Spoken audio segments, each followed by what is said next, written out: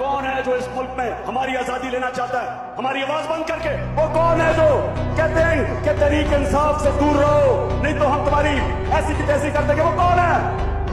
वो कौन है जो ये चोरों डाकुओं को हमारे ऊपर मुसल्लत किया हुआ है, जिन्होंने क्या इन चोरों को ऊपर उठा के और हमें कहें कि हम इन चोरों की क्यादत मान ले?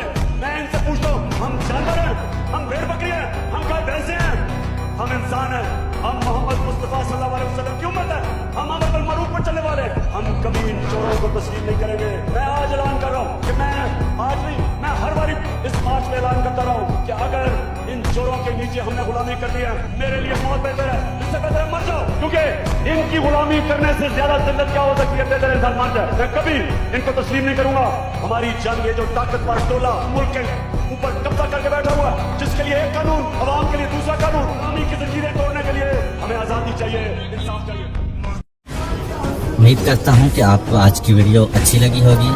अगर आपको हमारी वीडियो अच्छी लगी है तो वीडियो को लाइक करें और मज़ीद इस तरह की वीडियोस देखने के लिए हमारा चैनल सब्सक्राइब कर लें। मिलते हैं नेक्स्ट वीडियो में, इजाज़त दीजिए, अल्लाह हाफ़िज़।